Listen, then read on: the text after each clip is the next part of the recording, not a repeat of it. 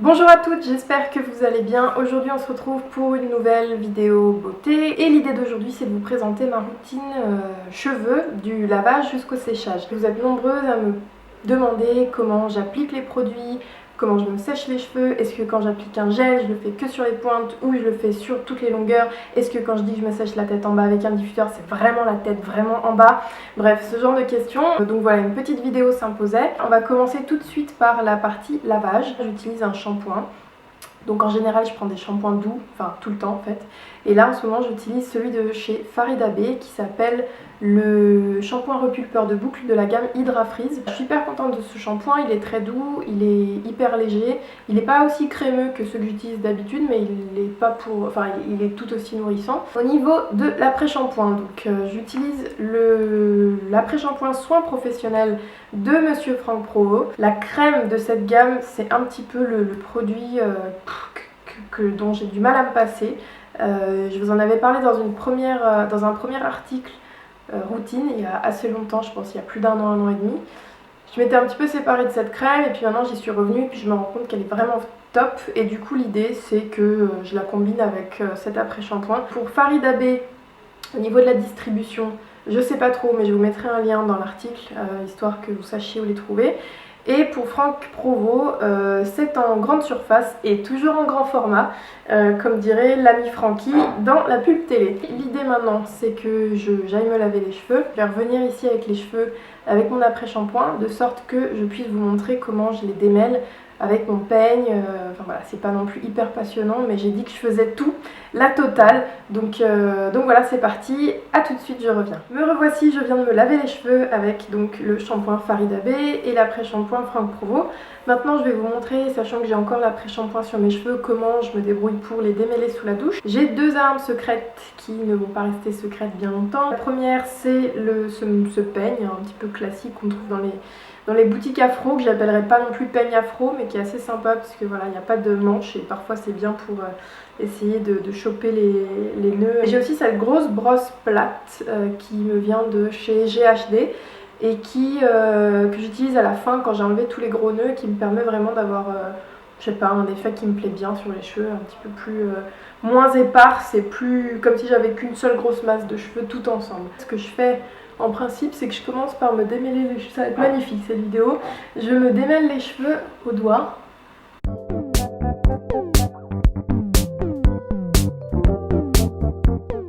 Ensuite, je me saisis de mon petit peigne et je refais la même chose. Donc j'essaie juste de voir si j'ai des nœuds. Et si j'ai des nœuds encore en haut, comme ici, et ben je vais faire la bonne vieille technique du démêlage par le bas. Commencez par démêler les pointes et non pas par démêler le haut parce qu'en fait en descendant vous allez tout simplement arracher vos cheveux et ça c'est un petit peu con, surtout quand on essaie de les faire pousser.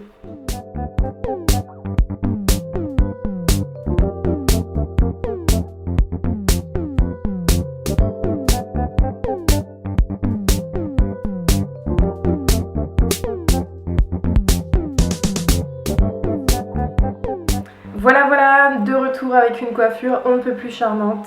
Je me suis rincé les cheveux et je me suis épongé les cheveux avec non pas une serviette, mais soit une serviette en microfibre, vous savez comme ça ressemble un petit peu au pot de chamois, soit avec un t-shirt canard de préférence. Pourquoi un t-shirt en coton idéalement et non pas une serviette? Parce que c'est plus doux et ça va vous éviter d'avoir des frisottis. Je divise mes cheveux en plusieurs sections, donc je vais utiliser mon peigne qui a disparu, peigne retrouvé. Je vais commencer par diviser ma tête en 4, donc en 2 d'abord.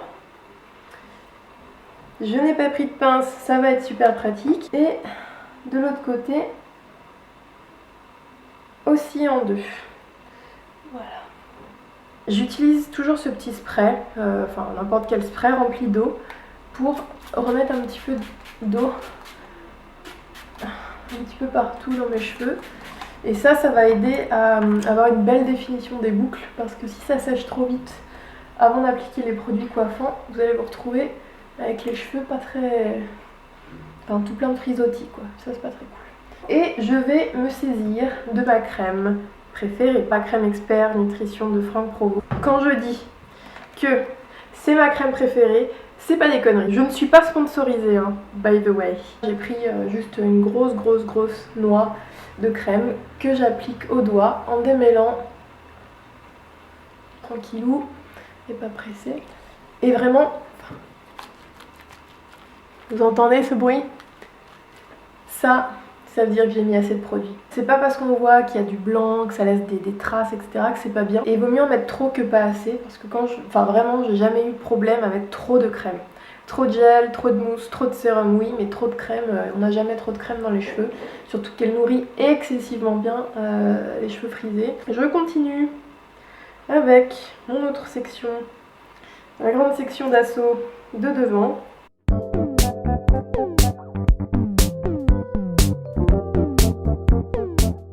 Donc ça, c'est à peu près la quantité que je mets par section. Les petits cheveux. Donc ce que je fais pour choper les petits cheveux, c'est que je fais une sorte de ciseau, parce que j'ai toujours du produit entre les doigts, et hop, et ça me permet de choper les petits baby hair qui sont tout le long du visage. Et là, j'ai fini mon côté gauche, je l'entortille. Voilà, donc j'ai fait exactement la même chose de ce côté. On va passer à la deuxième étape, c'est l'application d'un produit type gel, idéalement un gel liquide. Donc récemment, j'adore les gels de chez, le gel de chez Mizani, dont je vous avais déjà parlé. Mais je vais utiliser celui-là, parce que c'est vraiment celui que j'utilise à la maison. C'est le gel, il s'appelle même, en fait c'est le Potion 9 de Sebastian, qui ici est en format pompe parce que j'en utilise beaucoup et du coup j'utilise le petit Mizani pour quand je voyage ou quand je peux pas prendre un flacon pompe de 500 ml tout le temps, quoi. Donc j'ai appuyé et ce qui sort, c'est une espèce de crème gel orange fluo qui va apporter une très belle brillance, une très belle définition des boucles. Et ça ira, c'est déjà pas mal. Je vais l'appliquer sur les deux sections, celle de gauche et de droite. Donc je mélange. Ça glisse tout seul. Vous verrez, si vous utilisez ce produit, les cheveux se transforment au niveau du toucher et ressemblent vraiment à moi ce que j'appelle la texture algue. Vous savez, c'est très doux, ça glisse. En plus c'est mouillé, donc voilà, ça fait vraiment comme si on touchait des algues. Et donc vous remarquerez que là, j'utilise plus le peigne, hein. C'est terminé parce que le peigne va trop casser les boucles. Et là, je m'aide juste de mes doigts.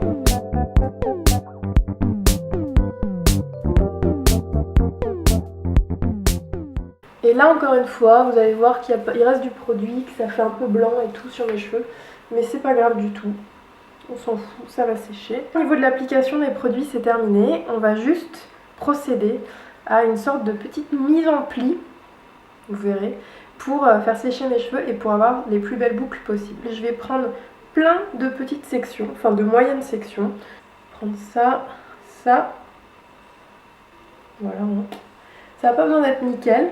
C'est à ce moment-là en fait, si vous voulez vous faire une raie, donc moi en principe je fais une raie à droite, mais là je vais pas en faire juste pour voir comment ça rend. Je me lisse les cheveux et je vais faire un petit tortillon avec mes doigts qui ne va pas tenir du tout et c'est normal. Voilà, vous verrez le résultat, c'est pas mal au séchage. Donc je fais pareil. Encore une fois, les boucles n'ont pas besoin, enfin les boucles, les torsades, je sais pas trop comment appeler ça, n'ont pas besoin d'être nickel. Hop, bien jusqu'en bas, hein. Donc vous voyez, il y a énormément de produits. C'est normal, avec la pression que vous exercez sur les cheveux, ça va faire sortir. Mais on dirait qu'il y a énormément de produits, mais honnêtement, il n'y en a pas tant que ça. Et voilà. Donc là, j'ai fait à peu près le tour de ma tête. Pourquoi je fais ça? Parce que vous allez sûrement vous poser la question. C'est parce qu'en fait, en faisant ce mouvement, en créant ce mouvement du haut jusqu'en bas, je vais être loin d'avoir 6 ou 7 énormes grosses boucles anglaises. Je vais en avoir plein de petites, mais elles auront toutes un petit peu ce même caractère en termes de frisure, de bouclure. Et surtout aux pointes en fait, parce que j'ai tendance à avoir les pointes qui se lissent plus vite que le haut. Et là vraiment ce petit twist final va faire en sorte que la boucle va avoir un joli dessin. Je vais juste donner un aspect plus brouillon à ça. Vous pouvez vraiment y aller, secouer vos cheveux et surtout les froisser. Ça donne du ressort. Et ça va donner un effet quand même un petit peu moins genre anglaise. Je suis allée chercher mon sèche-cheveux qui est un Calor Respectissime Pro Ionic Ceramic. J'irai pas jusqu'à le recommander, moi je l'ai commandé parce que je le trouvais cool, il est blanc, il est joli, raison à la con. Et puis il y a une fonction respect qui honnêtement ne sert à rien parce que la vitesse à laquelle la fonction respect fait tourner le sèche-cheveux ainsi que la température est beaucoup trop insuffisante pour me sécher les cheveux.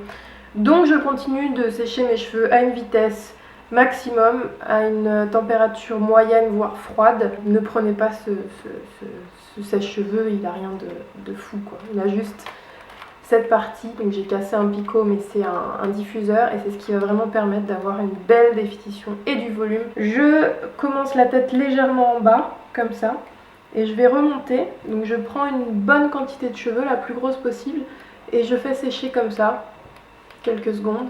Et je fais la même chose sur toutes les parties de ma tête, en tournant un petit peu si possible. Et à la fin, je me mets vraiment la tête en bas, je secoue la tête comme une malade, j'enlève l'embout et je fais juste sécher à l'air sans embout, quoi, l'air libre, pour vraiment donner un côté plus volumineux et plus fouillis en fait. C'est un process qui me prend honnêtement bien 20 minutes.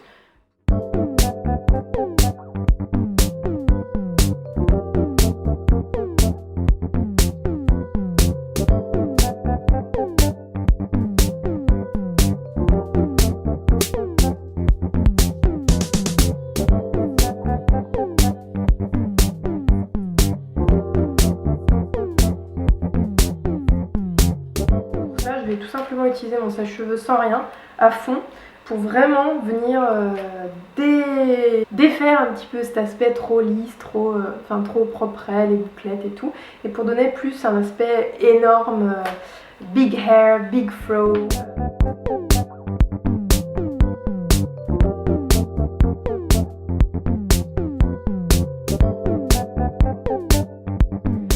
On peut aussi continuer de froisser juste les racines. Ça va les décoller. Une petite astuce à moi pour avoir plus de longueur, c'est de rajouter un embout concentrateur. Et vous allez prendre une mèche de cheveux et de la racine jusqu'au point, vous allez appliquer le souffleur en fait avec pas avec une température trop chaude histoire de ne pas cramer les cheveux. Et ça va détendre les cheveux.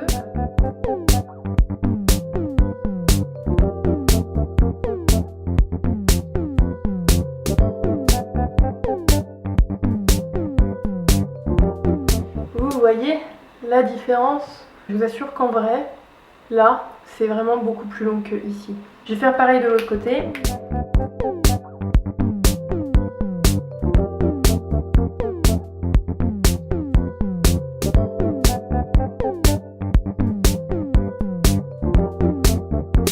Je crois que là, niveau longueur et séchage, on est bon. Moi je cherche pas la perfection absolue des boucles, hein, ça se voit. Et j'ai des cheveux qui sont doux, mais vraiment hyper doux. Pour encore plus de volume, si vous n'en avez jamais assez, vous prenez un pic comme ça et vous peignez, vous voyez, juste les racines, hop, on monte. Les racines, hop, on monte. Hop, les racines et hop, hop, hop. Et là vraiment vous arrêtez quand vous voulez. Sachant que ça peut vraiment... monter. En une minute, vos cheveux peuvent doubler de volume. Bon là, je crois qu'on est pas mal, hein. Ma dernière, je vous promets que c'est fini après, dernière étape pour avoir encore plus de volume, c'est vous prenez les parties que vous venez de peigner vers le haut et vous les crêpez un petit peu, très doucement. Hop, voilà, comme ça.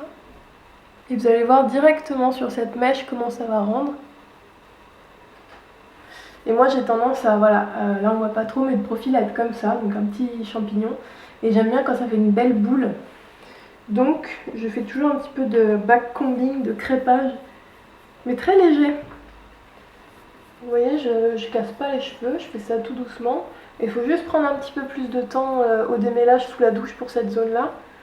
Pour démêler les nœuds parce qu'évidemment ça a été crêpé donc c'est un peu plus compliqué. Je vais m'arrêter là hein, parce que je pense que vous avez compris l'idée. Donc, the final look is coming. Tac, tac, tac, tac. Tada! Bon bah voilà, vous savez tout sur ma méthode, sur ma routine, sur mes produits, sur mon séchage, sur mes petites astuces pour du volume, pour que ça tienne et tout. Je vous fais juste une petite view de côté, derrière peut-être, je sais pas du tout à quoi ça ressemble, mais bon, voilà. J'espère que ça vous a plu encore une fois. Je vous dis merci de me suivre et puis à la prochaine. Bonne journée, salut.